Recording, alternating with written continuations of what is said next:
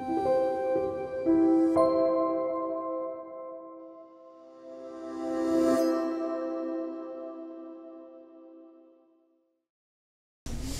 오늘은 성경 본문 말씀에 말이 옳으니라고 하는 부분을 인용해서 설교 제목을 잡았습니다. 말이 옳으니라고 하는 제목으로 말씀 잠깐 전하겠습니다.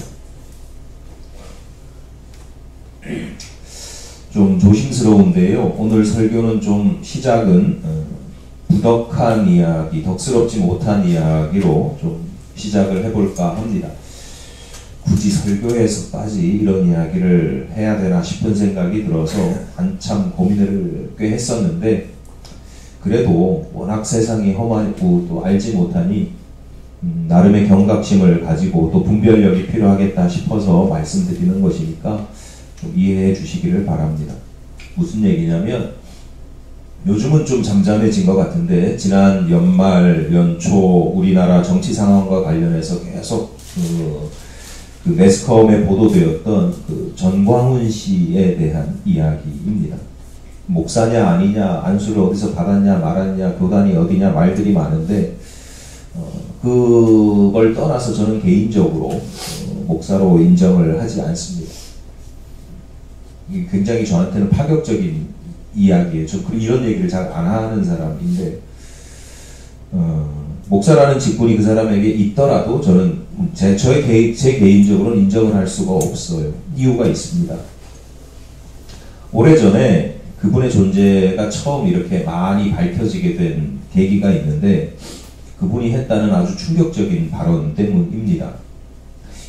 찾아보니까 2005년도더라고요. 20년 전인데 2,000명의 목회자들을 모아놓고 특강을 했다는데, 와중에 이런 발언을 했습니다. 이 성도가 내 성도가 되었는지 알아보려면 두 가지 방법이 있습니다. 젊은 여자 집사에게 빤스를 내려라 해서 한번 자고 싶다 해보고, 그대로 하면 내 성도고 거절하면 똥입니다, 여러분. 또 하나는 인감 증명을 끊어오라고 해서 아무 말 없이 가져오면 내 성도요, 어디 쓰는지 물어보면 똥입니다, 여러분. 이렇게 이야기를 했더라고요. 뭐 이렇게 좀 예. 근데 더 기가 막힌 것은 그 집회에 참석해서 강의를 듣고 있는 목회자들이 그때마다 아멘을 크게 외치더라고요. 물론 이 발언만 딱 떼어놓고 보기에는 좀 오해의 소지가 있을 수 있어요. 발언의 맥락이라는 게 항상 있기 때문에. 그래서 보니까 나중에 나중에 몇 년이 지나서 이게 이제 이슈가 되니까 해명하는 걸 보니까 자기의 본심은 목회자와 성도 간의 신뢰 관계가 매우 중요하고, 그것을 목회자가 자기 자신을 그걸 이용해 가지고 사리사욕을 추구해서는 안 된다, 뭐 이런 이야기를 하려고 했다. 사실인지 아닌지는 모르지만 그렇게 해명을 하더라고요. 제가 사실은 마음이 힘든 것은 그런 이야기가 아닙니다. 무슨 빤스니 인감증명이니 이런 이야기가 아닙니다. 제가 목회자로 목사로 인정하기 어려운 이유는 다른 데 있습니다. 아주 심각한 문제인데, 그건 목사와 성도, 목사와 사람과의 관계가 아니라 목사와 하나님과의 관계에 있어서 아주 심각한 문제가 있기 때문이에요. 여러분, 목사에게 내 성도가 있습니까? 내 성도인지 알아보려면 이렇게 하면 내 성도요, 아니면 똥입니다, 여러분. 내 성도가 아니면 똥이라니요. 여러분, 이게 많은 사람들이 그냥 흘려 지나가는데 잘 들으셔야 돼요. 분명한 기준을 가지고 계셔야 됩니다. 여러분은 김치국 목사의 성도입니까? 아니잖아요. 우리 자신도 모르게 나는 우리 교회 김치국 목사의 성도, 김치국 목사의 양. 웃기는 소리입니다. 여러분은 하나님의 성도입니다. 목사는요, 하나님의 성도를 이끌고 돌보고 가르치고 먹이는 사람이에요. 여러분, 내 성도가 아니에요. 제 성도가 아니에요. 목사는 여러분들을 하나님의 성도가 되게 하는 사람들이지 내 성도가 되게 하는 사람들이 아닙니다. 요한복음 21장에서 부활하신 예수께서 베드로에게 반복해서 물으시죠. 네가 나를 다른 사람들보다 더 사랑하느냐? 얼마나 사랑하느냐? 물었더니 베드로가 예수께서 3번을 물으시고 베드로가 그때마다 3번을 대답합니다. 아니 주님께서 아시지요. 내가 주님을 사랑하는 줄 주님께서 아십니다. 그때마다 예수께서 베드로에게 뭐라고 말씀하시냐면 첫 번째는 내 어린 양을 먹이라. 내 양을 치라. 내 양을 먹이라. 이렇게 3번을 말씀하십니다. 누구의 양이라고 그래요? 네. 주님께서 내 양이라고 내 양을 먹이라 치라 말씀하시는 거예요. 주님의 양입니다. 목회자는 주님의 양을 먹이고 치고 돌보는 사람이지 자기 양을 만드는 사람이 아니에요. 자기 말이면 순종을 넘어서 무조건 복종하게 만드는 것은 목사가 아니라 마귀 사탄이 하는 짓이에요. 그건 주님의 양을 도둑질하고 빼앗아 가는 거잖아요. 예를 들어서 목사는 회사로 칩시다. 제가 주님 회사에 주님이 주인인 회사의 직원이에요. 근데 다 막 빼돌려. 아니면 내 물건을 내 것처럼 써. 이 도둑놈이지 직원이에요. 목사와 성도가 서로 신뢰하고 사랑하고 돌보는 것 매우 중요합니다. 그런데 서로 진심으로 믿을만해서 신뢰하고 사랑하는 게 아니에요. 늘 말씀드리지만 사람은 사랑의 대상, 사람은 믿음의 대상이 아닙니다. 세상에 믿을 놈 하나도 없으니까 여러분 절대로 옆에 있는 분들도 절대로 믿지 마세요. 그런데 제가 왜 여러분을 그래도 신뢰하고 성도로서 신뢰하고 사랑하고 돌봅니까? 여러분이 믿을만해서가 아니에요. 여러분이 하나님의 양이기 때문이에요. 하나님께서 제게 맡겨주신 양이고 하나님의 성도로 날마다 자라나야 하기 때문에 제가 신뢰하고 사랑하고 돌보고 이끌고 가끔 간섭도 하고 그러는 겁니다. 반대의 경우도 마찬가지입니다. 여러분도 저를 믿으면 돼요? 안 돼요? 저 믿을 만한 사람이 안 돼요. 저를 믿지 마십시오. 하지만 저도 하나님의 양이고 하나님의 종이란 말이에요. 그러니까 그런 하나님의 양으로서 하나님의 종으로서 서로 신뢰하고 사랑하고 존중하고 따르고 이러는 거죠. 하나님께 속한 사람이 하나님의 일을 하기 때문에 존중하고 협력하고 도와주는 겁니다. 여러분 영적 분별력을 늘 영적인 거 앞에 빼도 돼요. 여러분 늘 분별을 하면서 살아가셔야 돼요. 사기치기 제일 쉬운 것 중에 하나가 종교예요. 사기치기 제일 쉬운 방법 중에 하나가 종교예요. 사기치는 사람, 종교를 이용한 사기가 아니라도 사기치는 사람들 얘기 가만히 들어보면요, 거기 다 종교성이 들어가 있어요. 듣기 좋은 말, 듣기 싫은 말, 이런 걸 분별하는 게 아니라 이게 내 이익이냐 손해냐 따라서 분별이나 판단의 기준이 변덕스러우면 안 되고 하나님의 뜻이 어디 있는지를 분명하게 인지하고 기준을 잡아야 돼요. 그래서 때로는 듣기에 불편할 수도 있죠. 널 못 믿어. 그럼 누가, 성도가, 저는 목사님 안 믿어요. 이러면 기분 나쁘죠. 근데 그게 기분 나쁘다 하더라도 틀린 말은 아니란 말이에요. 듣기 불편해도 손해를 보더라도 이게 하나님의 뜻이다 라고 하면 순종해야 되고, 반대라면 아무리 듣기 좋아도 나에게 이익이 돼도 이게 하나님의 뜻이 아니다 라고 하면 미혹되면 안 되고 타협해서도 안 되는 거죠. 앞서 말씀드렸던 정광훈 씨의 발언도 놀랍지만 큰 소리로 아멘을 외치는 2,000명의 목회자라니요. 이게 소름 끼치는 일이죠. 한국교회, 죄송합니다. 제가 그래서 처음에 이런 말씀 드리고 싶지 않다고 했는데, 어쨌거나 한국교회 상당 숫자에 거기 안 계신 분들은 뭐 안 그러겠어요? 다 자기 성도 만드느라고 자기 양 만드느라고 혈안이 되어 있는, 이게 무슨 교회예요? 여러분 바르게 판단하고 바르게 살고 바르게 믿으셔야 합니다.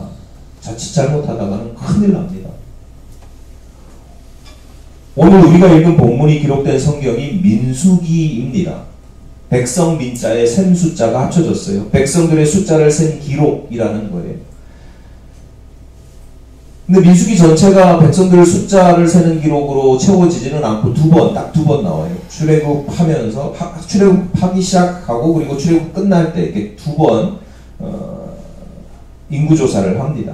오늘 본문은 그 두 번째 인구조사예요. 그러니까 출애굽 광야에서의 세월을 거의 다 지내고 이제 새로운 땅에 들어가기 직전에 이제 인구조사를 하는 거예요. 그렇기 때문에 몇 명이냐 이게 중요한 게 아니라 지파별로 몇 명이고 그 지파의 가문별로 어떻게 돼 있고 이런 것들을 다 조사하는 거예요. 왜냐하면 인구조사를 그냥 숫자가 몇 명이냐 그 고대 사회에서 인구조사라고 하는 건 주로 세금을 내거나 병역이나 국방 뭐 이런 여러 가지 문제들이 있기 때문에 하는 건데 기본적으로 지금 이 두 번째 인구조사는 새로운 땅에 들어가서 어느 곳에 어느 지파가 어느 가문이 정착하게 만들 것이냐라고 하는 그 땅을 기업으로 나눠 분배하기 위해서 인구조사를 하는 겁니다. 므낫세 지파에 속한 슬로브핫이라고 하는 사람이 살았는데 이 사람이 죽었어요. 인구조사하기 전에 죽었어요. 땅을 기업으로 분배받기 전에 죽었는데 이 사람이 죽었는데 아들이 없이 죽었어요. 근데 딸만 5이에요. 그러니까 당시 가부장적인 문화와 가치관, 질서 이런 게 있으니까 5이나 되는 딸들이 있었지만 그 집이 시집가지 않은 그 5 딸들이 있는 그 기업이 그 집이 그 가문이 땅을 배분받지 못해요. 오늘날은 상속법이 뭐 딸도 아들도 동일한 상속권을 갖잖아요. 아들이 있거나 없거나 심지어 출가하셔도 동일한 상속권을 갖는데 이거 개정된 지 얼마 되지 않잖아요. 옛날부터 그랬던 건 아니죠. 그러니까 이게 시대와 상황에 따라서 달라지는데 지금으로부터 수천 년 전이에요. 지금 이게 수천 년 전에 한 3200년 전, 3500년 전, 3500년 전 한 이 정도로 보거든요. 그러니까 그 본문의 시대에는 여성에게 상속권이 있었어요? 없었어요? 상속권뿐만 아니라 인간으로 그러니까 제대로 된 인권도 없었어요. 인구조사할 때 여자들을 세요? 안 세요? 안 셌어요. 그러니까 지금 인구조사를 할 때 아예 여성들의 숫자는 배제하고 남자들만 셌어요. 근데 이유가 있긴 있어요. 이해를 좀 하려고 이게 왜 옛날에 다 너무 나빴어 이렇게 생각할 게 아니라 왜 그랬는지를 알아야 되는데 다시 말씀드리지만 인구조사를 하는 가장 기본적인 이유는 세금이나 부역 국방 뭐 이런 거예요. 그러니까 전쟁에 나가서 싸울 만한 사람이어야 되기 때문에 뭐 20세 이상 50 나이가 많아도 안 돼요 이건. 그러니까 20세 이상 50세 이하 이런 식으로 인구를 센단 말이에요. 그러니까 그런 사람들만이 성인, 제대로 된 사람, 전인, 한 사람으로서 역할을 하는 사람으로 보는 거예요. 그렇게 했는데 슬로브핫의 이 5 딸들이 그 시대 사람들은 다 그렇게 세상이 그러니까 다 그렇지 뭐 이랬는데 딸만 있는 집이 이 집밖에 없었겠어요? 몇백만 명이나 되는 인구 중에 이 슬로브핫의 딸들이 자기들은 아무리 생각해도 억울한 거예요.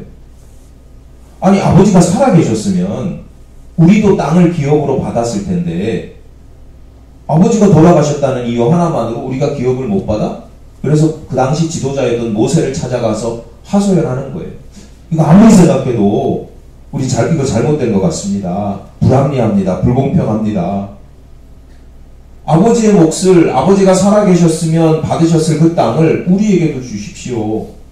그러니까 땅이 이제 지파별로 가문별로 통째로 이렇게 툭툭툭 떨어지잖아요. 배분을 하잖아요. 그러면 우리가 안 받으면 우리 아버지의 형제들이 더 넓은 땅, 아버지 형제들이 5이라고 치면 아버지 포함해서 5이라고 치면 4명만 되니까 이 사람들이 25%씩 더 갖는 거죠. 아닙니다. 우리 아버지 거 주십시오. 이렇게 이야기를 하는 거예요. 모세가 참 권위적이지 않았던 것 같아요. 그러니까 찾아가서 이렇게 하소연하는 걸 다 들어줍니다. 문전박대하지 않고 이야기에 귀를 기울입니다. 모세도 아마 이게 그 당시 여러분 이게 어떤 고정관념을 가지고 그 당시 어떤 질서가 있는데 이걸 바꾼다는 게 쉽지가 않거든요. 근데 모세는 또 그래도 의견을 수용할 줄 아는 사람이었던 것 같아요. 그래서 슬로브와 5 딸들의 이야기를 가만히 듣고 보니까 그래 그 말도 일리가 있어. 그런데 이게 질서를 다 바꾸는 일이잖아요. 어떻게 이 사람 한 사람만 어떻게 할 수가 없잖아요. 그래서 모세가 하나님께 기도하는 거예요. 하나님 어떻게 할까요? 슬로보아스의 5딸들이 이렇게 해서 이렇게 했는데 어떻게 해야 됩니까? 기도했을 때 하나님께서 모세에게 이렇게 하라 라고 들려주시는 말씀의 시작 부분이 오늘 우리가 읽은 본문이에요. 7절입니다. 슬로보아 딸들의 말이 옳으니 너는 반드시 그들의 아버지의 형제 중에서 그들에게 기업을 주어 받게 하되 그들의 아버지의 기업을 그들에게 돌릴지니라. 하나님께서 그래 슬로보아스의 딸들이 요구한 대로 그 아버지의 형제들이 받은 땅 중에 일부를 그 딸들에게도 주어라 라고 이야기를 합니다. 그런데 그 이유가 뭐예요? 왜 그렇게 줘야 돼요? 그 말이 옳기 때문이다 라고 이야기를 하는 거예요. 여러분, 슬로보아 딸들의 믿음이 좋아서가 아니에요. 그들이 불쌍해서가 아니에요. 그들이 간절히 간청하고 적극적으로 나섰기 때문이 아니에요. 그 이야기가, 그 말의 내용이 옳기 때문이라는 거예요. 여러분, 한국 교회에서 많이 가르치는 것 중에 하나가 여러분 균형이 있어야 됩니다. 믿음도 좋아야죠. 하나님 은혜도 간구해야죠. 간절히 기도하는 자에게 마치 과부의 기도를 악한 재판관이 들어주는 것처럼 무조건 간절히 강청하여 기도하면 된다. 그것도 맞는 말이긴 하지만 예수님 하신 말씀이니까 맞죠. 그런데 이왕이면 하나님께서 기뻐하시는 건 그 내용이 바른 것, 옳은 것. 성경에 하나님의 정의, 공의에 대한 이야기가 얼마나 많은지 몰라요. 아까 교동문도 그렇고 제가 시작하는 기도도 그렇고 다 성경 구절을 인용하는 건데 여러분 한번 성경을 보세요. 불의한 사람은 하나님께서 사랑하지 않으세요? 기뻐하지 않으세요? 결국은 먼지처럼 사라져요. 산처럼 보일지라도. 하나님께서 기뻐하시는 건 우리가 바르게 사는 것, 바르게 생각하고 바르게 말하고 바르게 행동하는 거예요. 옳게 사는 거예요. 앞서 성도들은 영적인 분별력이 있어야 한다라고 말씀을 드렸잖아요. 뭘 분별해요? 이게 나한테 이익이 되는지 손해가 되는지 듣기 좋은지 듣기 싫은지 이런 걸 분별하는 게 아니라 이게 옳은지 그른지를 분별할 수 있어야죠. 바르게 판단하셔야 됩니다. 로마서 14장 17절 말씀 제가 좋아하고 자주 인용하는 말씀인데 하나님의 나라는 먹는 것과 마시는 것이 아니요 오직 성령 안에 있는 의와 평강과 희락이라. 여기서 먹는 것과 마시는 것은 그냥 막 먹고 마신다는 뜻이 아니에요. 이 시대에는 항상 모든 종교가 그렇지만 대부분의 종교가 그렇지만 먹고 마시는 것에 대한 규례가 있어요. 규례. 이런 건 먹으면 되고 이런 건 먹으면 안 되고 그러니까 그런 뜻이에요. 율법이에요. 규칙이에요. 하나님의 나라는 그런 규칙을 잘 지키고 안 지키고 이런 데 있는 게 아니다. 주일 성수 100% 하면 구원받고 50% 하면 구원 못 받고 이런 거 아니다. 헌금을 내면 구원받고 안 내면 구원 못 받고 이런 거 아니다. 바르게 그런 규칙의 문제가 아니라 하나님의 나라는 오직 성령 안에 있는 의와 평강과 희락이라는 거예요. 여러분에게 하나님의 나라, 여러분이 천국을 떠올렸어요. 천국, 여러분 이제 돌아가시면 천국으로 돌아가시면 천국이 어떤 곳일 것 같아요?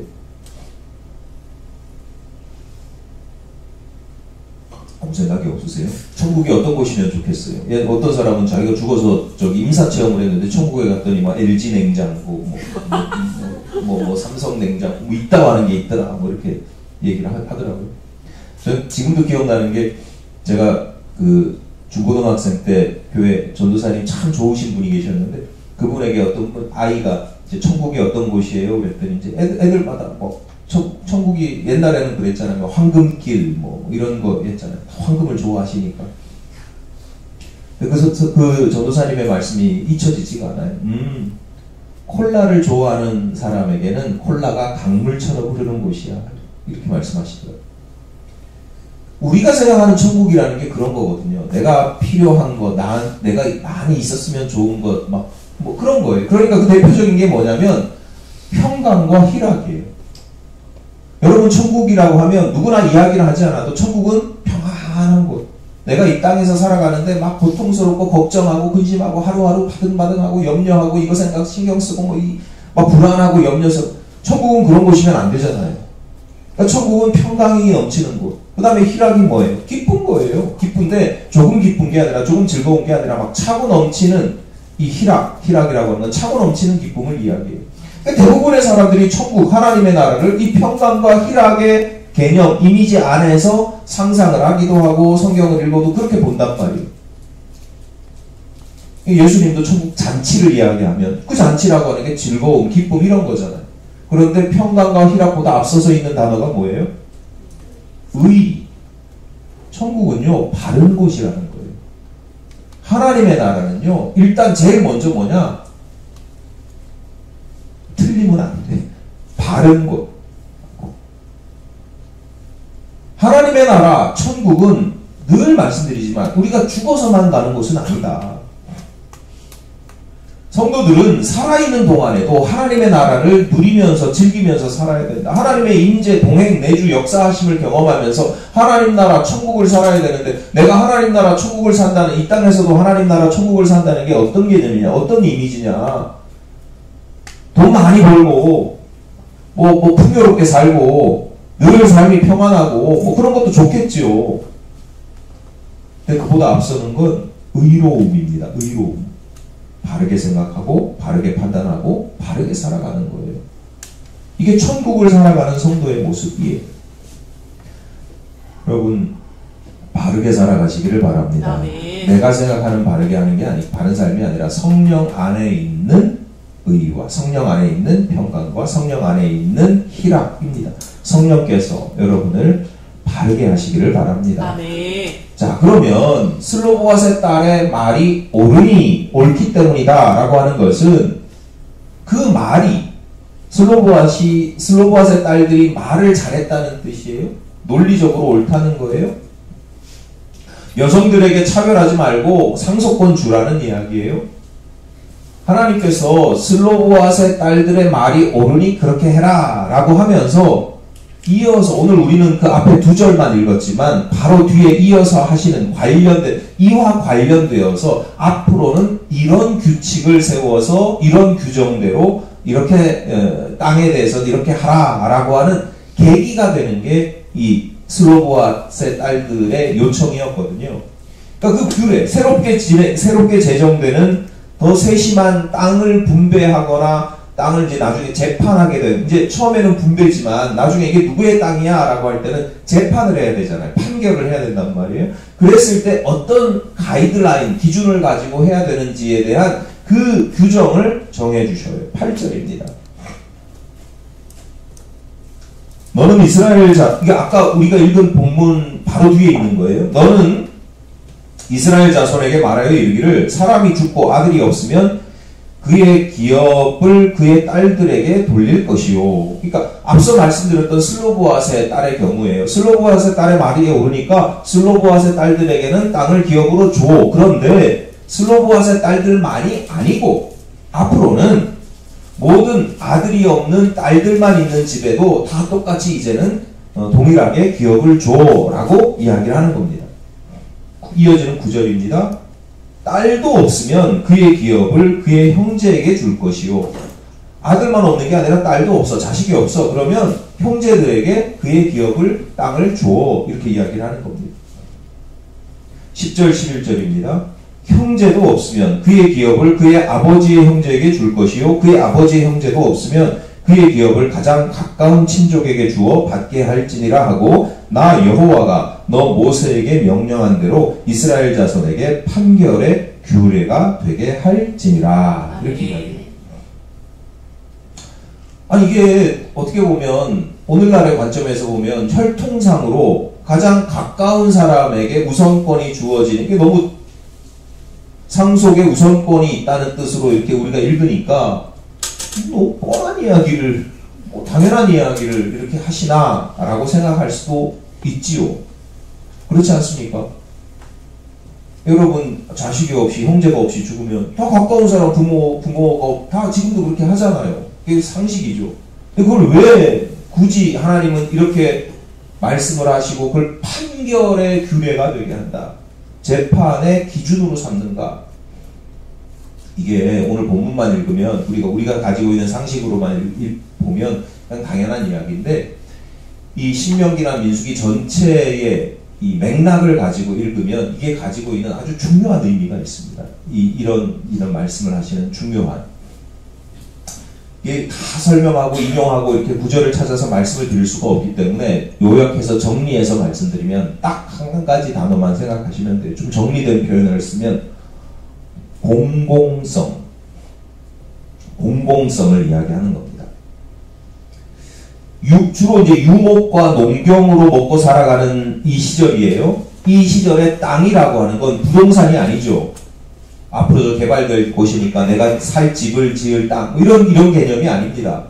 유목과 농경을 해야 될 때 이 땅은 기업이에요. 그래서 기업이란 말을 쓰는 거예요. 오늘날의 기업하고 한자가 아마 똑같을걸요. 그러니까 이 땅은 내가 농사를 지어서 먹고 살아야 될 땅이고, 양을 쳐서 먹고 살아야 될 땅이지, 이게 그냥 단순히 부동산이 아니란 말이에요. 한 평에 몇천, 얼마짜리 이런 부동산이 아니에요. 재산이 아니에요. 그 땅이, 그러니까 그 기업이 어느 개인의 소유가 되어서는 안 된다는 뜻이에요. 그러니까 그게 기본적으로 녹아 있어요.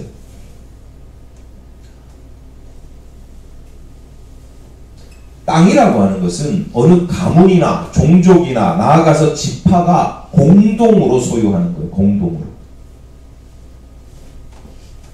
이렇게 이해하기 편하게 말씀드린 거고요. 정확하게 말씀드리면 소유가 아니고 관리입니다. 그러니까 지파가 또는 가문이, 종족이 그런 것들을 공동으로 관리를 하는 거예요. 땅의 주인은 누구예요? 하나님이죠. 땅의 주인은 하나님입니다. 하나님께서 맡기신 거라니까요. 하나님께서 땅을 맡기셨고, 이것을 어느 지역은 어느 지파가, 그 지파가 가지고 있는 어느 지역 중에서 어느 부분은 어느 가문이 이런 식으로 공동으로 관리를 하는 거예요. 사람 사는 세상에 살다 보면 이러저런 일들이 생기잖아요. 예를 하나 들어볼게요. 어느 가문에, 어느 집안에 아버지가 갑자기 중병에 걸렸어요. 이것저것 참 온갖 돈을 다 끌어들여서 치료를 하는데도 낫질 않아. 그럼 나중에 어떻게 해야 돼요? 치료를 계속 해야 되는데 돈을 다 썼어요. 그럼 어떻게 해야 돼요?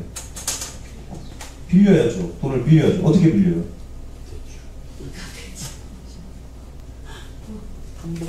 담보. 뭘 담보로 해요? 집은 돈이 안 돼요. 천막 치고 살았는데 그 땅을 담보로 하는 거예요. 갚을 수 있어요? 아버지 그러다 죽었어. 어떻게 갚아요? 담보라는 게 뭐예요? 못 갚으면 그거 내 거야 이러는 거잖아요. 그러니까 담보라는 건 그 땅을 파는 거나 마찬가지. 그러니까 담보부터 땅을 아예 대놓고 파는 것부터 그런 경우들이 어쩔 수 없이 생겨요. 지금처럼 풍요로운 시절이 아니에요. 그냥 평범한 사람들도 하루하루 먹고 살기 힘들어서 추수 때가 되면 갚고, 이제 춘궁기가 되면, 이 궁핍한 시절이 되면 또 빌리고, 나중에 예언서 보세요. 보리대금업자들을, 하나님이 보리대금업자들을 얼마나 혼내는지, 예언자들을 통해서 뭐라고 그러는지. 그러니까 그런 거 이용해서 하나씩 이렇게 땅 가져가는 거예요.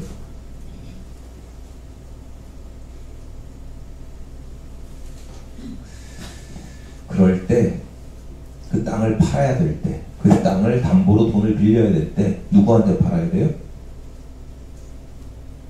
누구한테 돈을 빌려야 돼요? 가까운 사람, 내 아버지, 형제, 가까운 친족, 이런 게 여기 판결의 규례라는 게 이런 의미가 그 안에 있는 거예요. 그러니까 내가 가까운 사람이야. 그러면 우리는 생각하기를 그 형제 자매들이 없고 아들 딸들이 없이 죽었는데 제 동생이 자녀가 없거든요. 혼자 살거든요. 이제 가면 이제 어쩌다 가면 가진 재산도 쥐뿔도 없지만 그거 다 누구 거예요?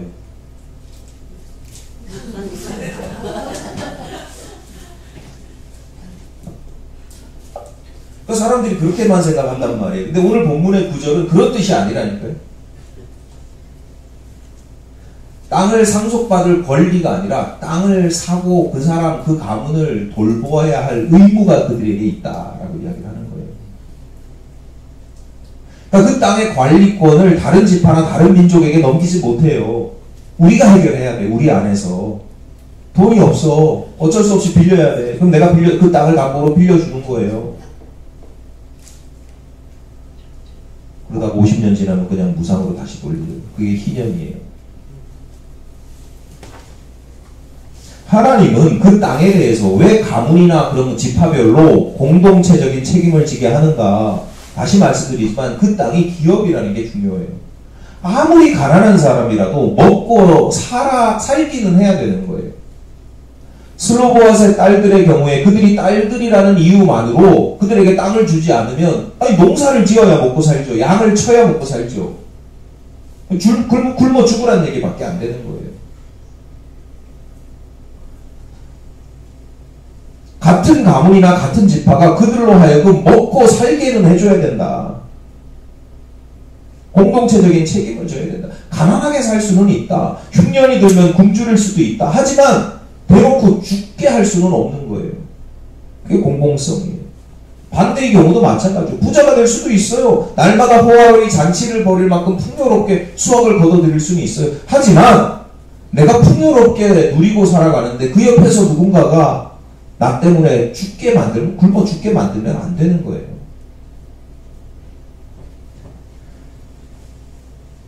하나님께서 이런 점에서 옳다, 바르다라고 인정하신 것은 슬로보아스의 딸들이 한 말의 그 아주 그냥 구절구절 그게 아니라 그 정신, 그 의미, 그 가치, 그 내용이 중요한 거예요. 그걸 다시 그냥 좀 편하게 이해하기 쉽게 말씀드리면 공공성이에요.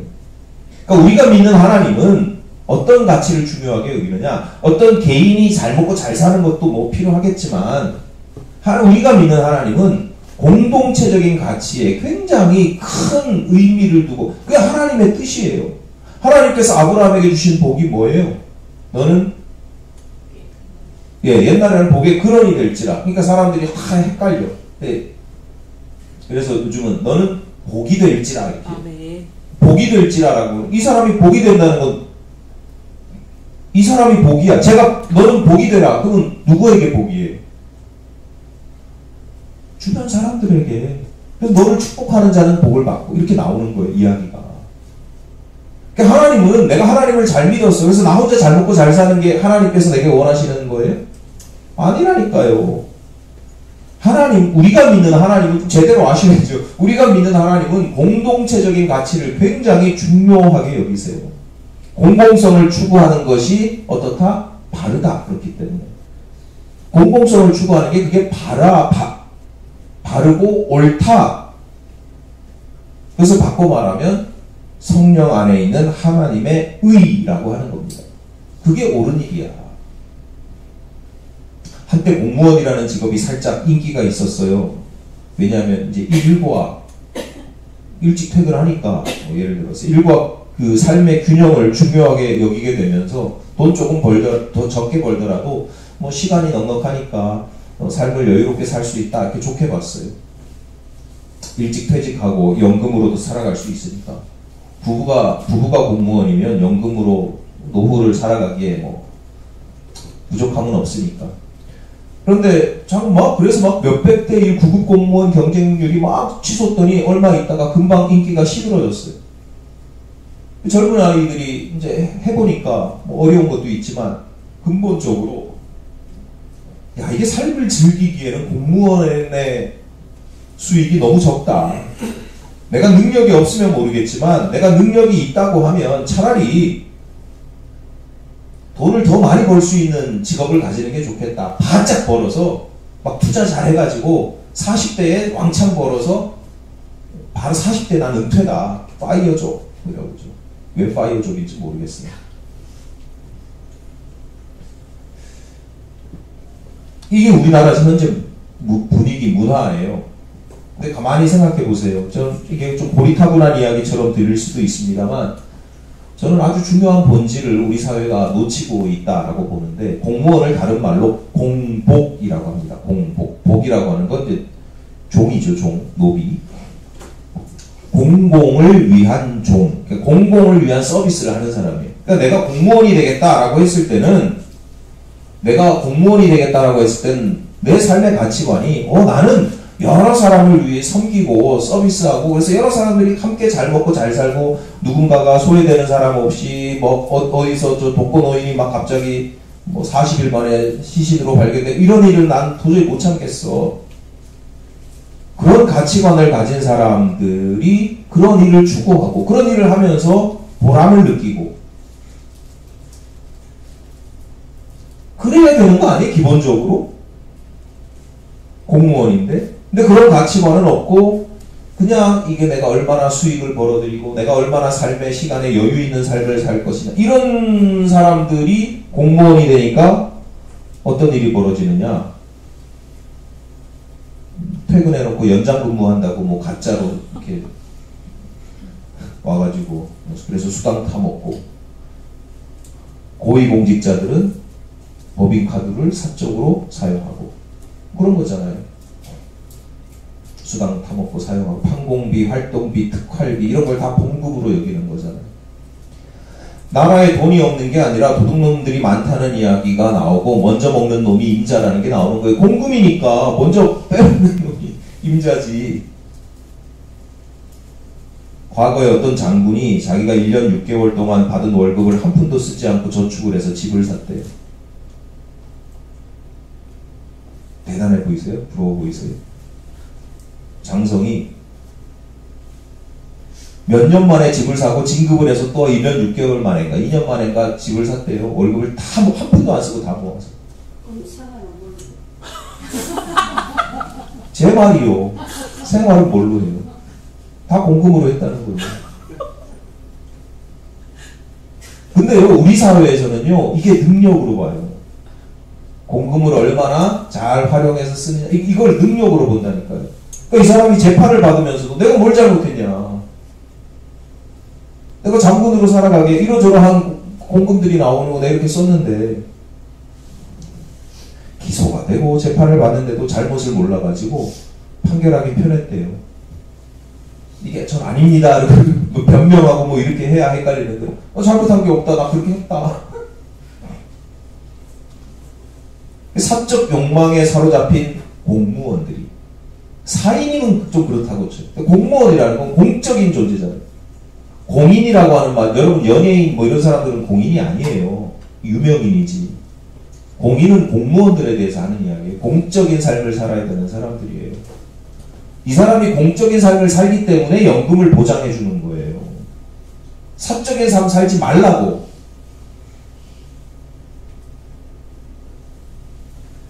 그런데 사적인 욕망에 사로잡힌 공무원들에 대한 뉴스들이 연일 보도되잖아요. 목사로서 정말 속상한 건 그들 중에 기독교인들이 있어요. 기독교인들이 많아요. 그럼 하나님의 은혜로 여긴다니까요.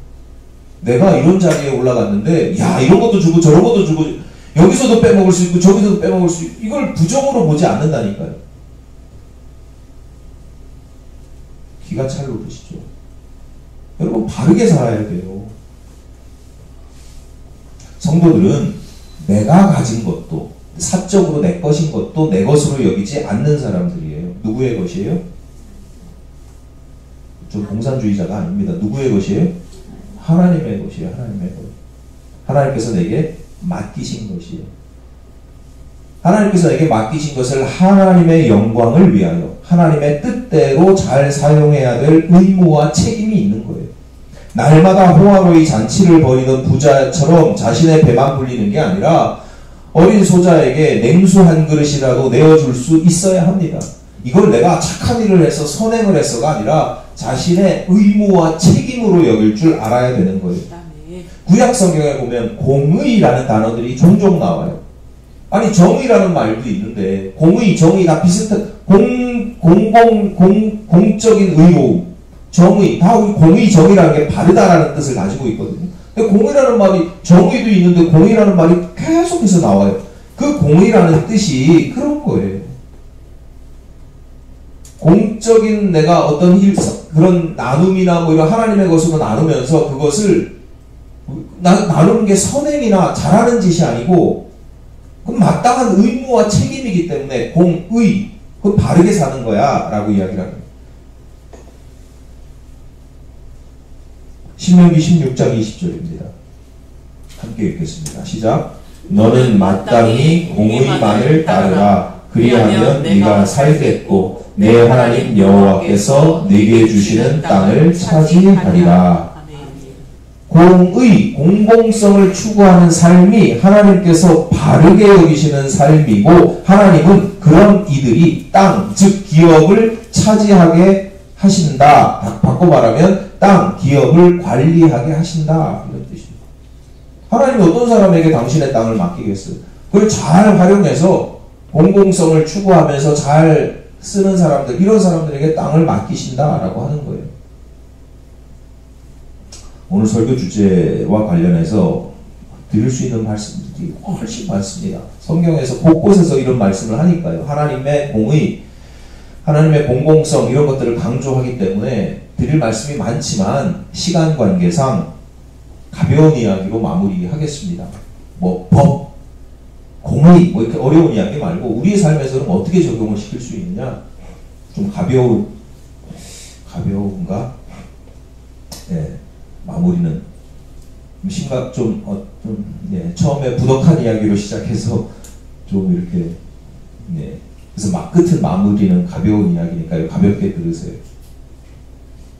몇 달 전부터 주일에 김민호 집사님이 이렇게 교회에 오면 김민호 집사님의 텀블러를 볼 때마다 고민 아닌 고민이 생겼어요. 몇 년 전에 언제인지 모르겠는데 교회에서 뭐 무슨 행사하면서 뭐 잘했다고 나눠준 건지 뭐 교회에서 나눠준 건데 몇 년째 쓰고 있어요. 아주 잘 쓰고 있어요. 오래됐어요. 근데 텀블러가 이게 그거래요. 저기 소모품이래요. 스테인레스라고 계속 쓰는 게 아니라 잘 오래 쓰면 바꿔줘야 된대요. 이게 왜 볼 때마다 고민이 되냐면 몇 달 전에 저한테 새로운 텀블러가 하나 생겼어요. 어디 모임에 갔는데 선물로 받았어요. 그래서 내가 저거 바꿔주고 싶다. 김민호 집사를 주면 잘 쓰겠다 생각이 드는데 이게 왜 고민이냐면 내가 지금 쓰는 텀블러도 곧 있으면 수명이 다할 것 같은데 뭐 이런 생각이 드는 거죠. 그러니까 새 텀블러가 아까워서 안 준 게 아니에요.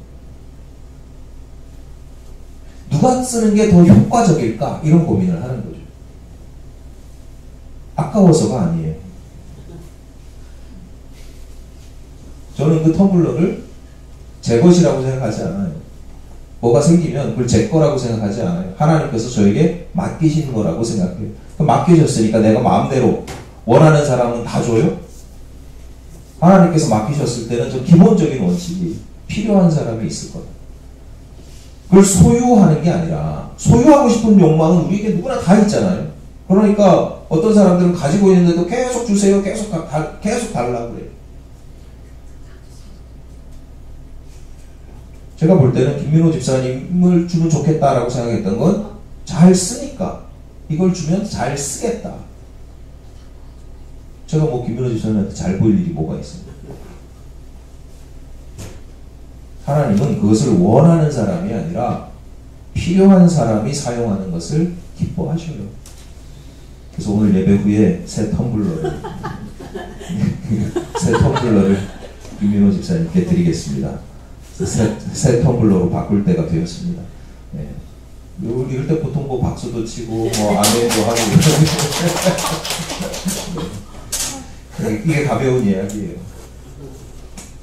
하나님께서 우리에게 원하시는 공의, 공공성, 뭐 어려운 게 아니고 막 심각한 게 아니고요. 거창한 것도 아닙니다. 나에게 있는 것들이 있잖아요. 물질이든 시간이든 재능이든 뭐 성품이든 내 사람이든 뭐 이런 것들을 이건 하나님의 것이야 라고 여기는 믿음이 분명하잖아요. 그러면 이게 하나님의 것이니까 하나님의 것이라고 하는 믿음이 분명하면 그가 하는 모든 일들은 누구의 일이 되냐면 하나님의 일이 되는 거예요. 그러니까 하나님의 동역자로 살아가는 거예요. 하나님이 그런 사람을 통해서 일하시는 거예요. 한마디 말하는 게 하나님이라는 단어 하나 안 들어가도 그 사람이 하는 말 한마디가 하나님이 하시는 위로의 말이 되기도 해요. 하나님이 하는 위로의 말이니까 이건 하나님의 말씀이 되는 거예요. 성경 말씀 한 구절 인용 안 해도 내게 있는 모든 내가 말할 수 있고 내가 위로 이게 다 하나님의 것이라고 믿는 사람이 무슨 이야기를 하나 하면 그건 하나님의 말씀이 되는 거죠. 여러분, 여러분의 믿음이 다른 누군가에게 복이 되기를 바랍니다. 아멘. 복의 근원으로 살아가시기를 바랍니다. 아멘. 그것이 하나님께서 여러분에게 원하시는 바른 삶입니다.